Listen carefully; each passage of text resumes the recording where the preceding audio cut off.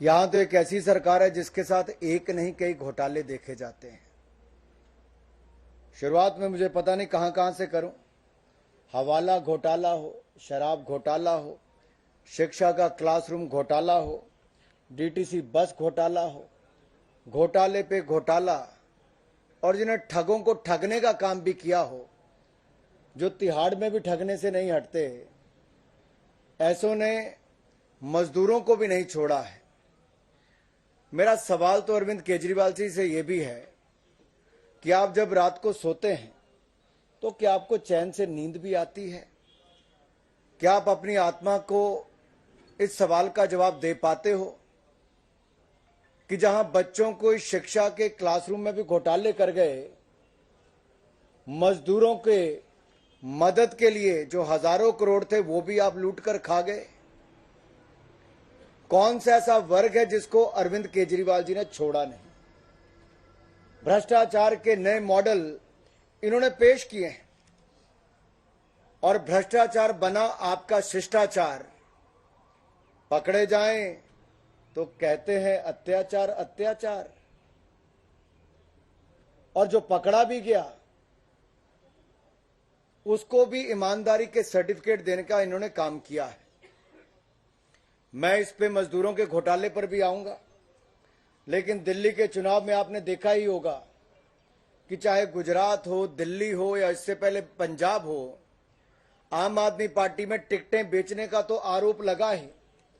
इन्होंने चुनावों से लेकर सरकार में रहने तक लूटने का ही काम किया है, और जिन्होंने ठग के जिनको जेल हुई उनसे भी ठगने का काम किया है, तो कहीं कुछ छोड़ा नहीं है। मजदूरों के हक को कर दिया हलाल, हजारों करोड़ खा गए केजरीवाल। और ये कितना बड़ा घोटाला है? ये उस समय का है जब देश और दुनिया कोविड की महामारी से जूझ रही थी। एक और दिल्ली में मजदूरों की मदद करने की बात कही, लेकिन षड्यंत्र रच के रातों रात मजदूरों को भगाने का काम किया। वो दृश्य आप भूले नहीं होंगे। और जिन मजदूरों को 2 वक्त की रोटी कमाने के लिए एड़ी चोटी का जोर लगाना पड़ता है, उन मजदूरों के हक का पैसे खाने में भी केजरीवाल जी पीछे नहीं रहे। मेरा सवाल उनसे है, कितना खाओगे केजरीवाल? आज तो मैं, अगर आप देखें, ये तो थोड़े से हैं। मुझे लगता है मुझे ट्रक भर के लाना पड़ेगा। ये तो थोड़े हैं, ट्रक भर के लाना पड़ेगा। जितने सबूत, जितने कागज, लाखों लोगों के नाम पे, हजारों करोड़ पे ये अगर खा गए हैं, तो मैं जो पहले भी आपको कहता था, ये कुछ और नहीं, ये दिल्ली का लालू मॉडल है। वहां चारा खाया, यहां मजदूरों का हक खाया। और इसमें कहां कहां नहीं खाया जी? जिस घोटाले में काम देने वाला संदिग्ध हो, काम लेने वाला संदिग्ध हो, जिनका पता संदिग्ध हो, जिनका मोबाइल नंबर संदिग्ध हो, अगर सब कुछ ही संदिग्ध था तो इससे साफ तौर पर पता चलता है कि कितना बड़ा घोटाला यहां पर हुआ। जितने भी आंकड़े सामने आए हैं, अभी तक तो 50% से ज्यादा फर्जी पते, फर्जी मोबाइल नंबर, फर्जी नाम पाए गए। ये पैसा किसकी जेब में गया? पैसा किसकी जेब में गया? अगर मजदूर भी नकली थे, काम देने वाला नकली था, उनके पते नकली थे, उनके मोबाइल नंबर नकली था, तो पैसा किसने खाया? केजरीवाल जी।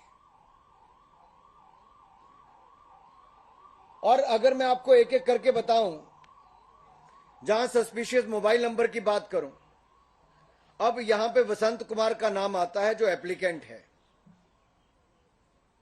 और ये शैलेश करके एक एम्प्लॉय इसका दिखाया गया जो काम देने वाला है, जो बिल्कुल गलत है। वो कोई ऐसा व्यक्ति ही नहीं है। और वसंत कुमार के नाम पे ऐसे 4 और एप्लीकेंट्स, उनका भी नाम इसी मोबाइल नंबर पे दिखा दिया गया है, जबकि कहीं है ही नहीं। अगला अगर मैं दूसरा दिखाऊं, चंदूलाल, ये भी कॉमन मोबाइल नंबर किसका है? चंदूलाल, चुन्नीलाल, राकेश, राकेश 2, लक्ष्मण, ऐसे कई और नाम। और ये चंदूलाल किसी और को जानते नहीं जितने बाकियों के नाम दे रखे हैं, और बाकियों के फेक और नकली एप्लीकेशन बनाने के चक्कर में उसका मोबाइल नंबर का इस्तेमाल भी किया गया। और पहले वाले वसंत कुमार के नाम के पर मोबाइल पर कोई पवन कुमार, शंभू कुमार, शैलेंद्र, समू ऐसे करके किया गया। और इनको जिनके नाम पे नौकरी दी है कि नौकरी देने वाला कौन है, वो स्वयं एक मजदूर है। यानी कि एक मजदूर के नाम पे 25 लोगों को नौकरी देने का काम दिखा दिया है। एक मोबाइल नंबर के नाम पर 6 एप्लीकेशन फॉर्म भरवा दी है। और ये पैसा हजारों करोड़ रुपए का दिल्ली में जो जमा हुआ मजदूर कामगार कल्याण बोर्ड के नाम पर, ये सारा केजरीवाल जी और उनकी दोस्त मिल लूट कर खा गए। क्या मजदूरों का हक भी खा गए? अब अगला मैं एक उदाहरण और बताता हूं। अंजू नाम लिखा है, यह भी फेक है। और मोबाइल नंबर जो दिया है वो किसी श्याम सिंह का है जो आंध्र प्रदेश में रहता है और किसी राकेश कुमार राजू को नहीं जानता। अब आप कल्पना कीजिए, दिल्ली में किसी को मजदूरी के नाम पे पैसा दिया जा रहा है और कोई आंध्र प्रदेश में उसका अपना मोबाइल नंबर भी नहीं है।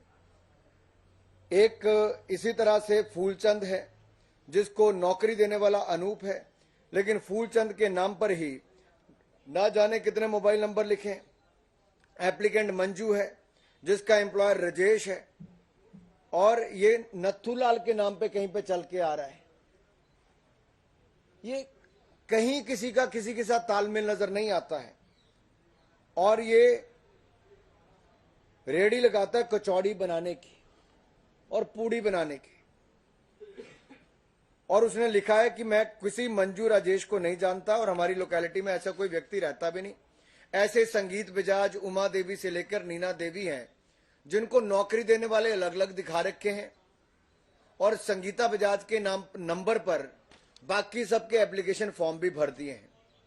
और ये जो राकेश आगे है वो खुद एक टैक्सी ड्राइवर है जिसके संगीता बजाज को नौकरी दे रखी है।